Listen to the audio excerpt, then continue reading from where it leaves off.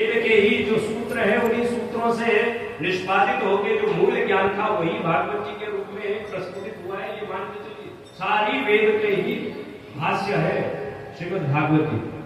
आप बोल रहे हो कि ये भागवत सुना के वो ठीक हो जाएंगे।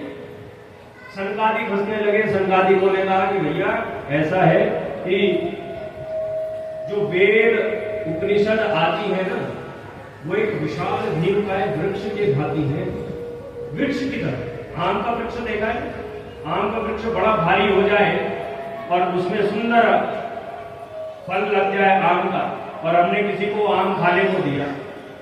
अब आम उस व्यक्ति ने खाया तोतापुरी आम, और तोतापुरी आम खाया। उसके मुख में जैसे ही वो रस गया उसने कहा हाँ क्या बढ़िया है। सबसे महंगा तो क्या कहते हैं एल्फानियो, अमेरिका वाला।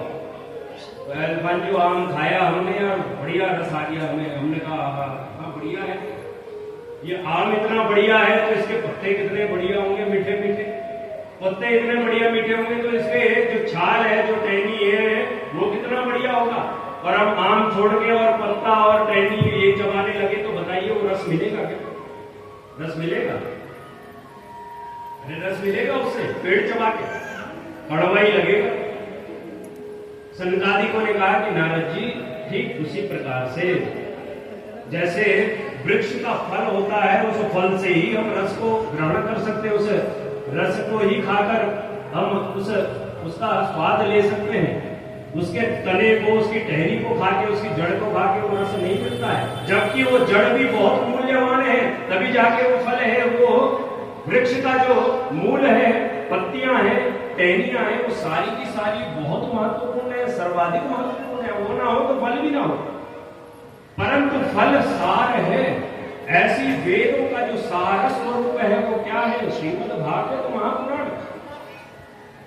आप जब उस भागवत महापुराण रूपी सार को, उन दोनों ज्ञान और वैराग्य को सुनाएंगे तो आप हमसे लिख कर ले लो, जहां साइन करवाना है वहां करवा लो। दोनों के दोनों एकदम से जागृत हो जाएंगे। आप बिल्कुल भी चिंता मत करो, आप चिंता मत करो। कहा तो भैया ऐसा है, हम हैं अभी सबसे ऊपर। और तब की बात हो रही है द्वापर की। आज तो भैया सब कुछ पहुंच रहा है वहां बद्रीनाथ में। पर पहले का समय ऐसा था कि जब कोई तीर्थाटन पे निकलता था, आज से 20, 30, 40 साल पहले भी, तो बस वो राम नाम करके निकलता था। क्या पता नहीं आते नहीं आते, सबसे मिलजुल के रोज धोके ही निकलते थे सब। ये आ गए तो भगवत कृपा, नहीं तो जयराम जी की 4 धाम की यात्रा ऐसी मानी जाती थी है। और वो तो द्वापर के अंत की बात है, द्वापर के समय की बात है ये कथा। तो संकादिकों ने कहा यहाँ आना तो जो शहरों में रहने वाले, नगरों में रहने वाले लोग हैं यहाँ तो आएंगे नहीं। पर कथा करने का मुख्य महत्व ही तब है जब अधिक से अधिक श्रोताओं तक वह कथा पहुंच पाए। कथा का जो महत्व है वो तभी बढ़ता है जब भक्त 4 मुखों से एक शांत होते तो दूसरे व्यास प्रारंभ, दूसरे शांत होते तो तीसरे, तो चारों दिशाओं में मानो साक्षात भगवत स्वरूप वाणी प्रस्फुटित होने लगी।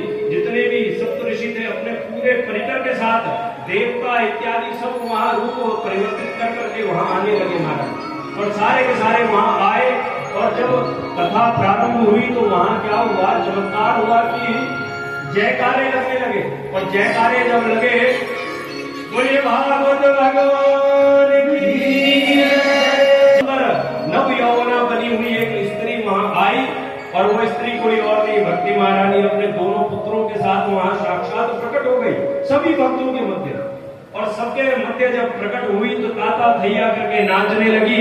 और भक्ति महारानी का दौड़ पड़े उन सभी भक्तों के मध्य में साक्षात भगवान निकुंज बिहारी वहां प्रकट हो गए महाराज। और भगवान का सुंदर स्वरूप देखकर तो जितने भी भक्त ऋषिगण वहां बैठे थे सबके सब आनंदित हुए और झूम के वहां संकीर्तन गान करने लगे। बोले श्रीमद् भागवत महापुराण की।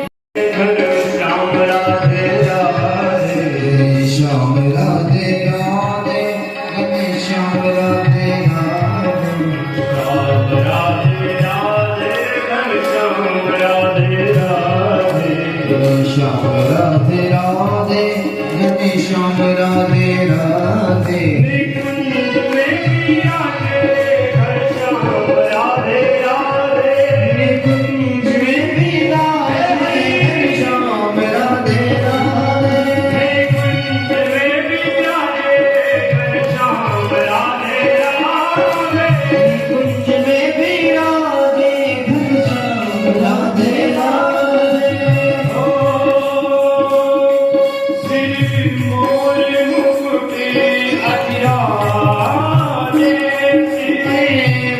मोरी मम्मा जलती मुक्ति पाई सबने निराला नव ज्योति जगाने वाला ये अमर गंध ये मुक्ति पंथ पंचम निराला नव ज्योति जगाने वाला नव ज्योति जगाने वाला ये प्रभु से मिलाने वाला नव भेज दे हमको घर जाएंगे मोच घर भेज दे हम घर जाएंगे जिधर भेज दे हम घर जाएंगे राम का नाम ले गए जो मर जाएंगे राम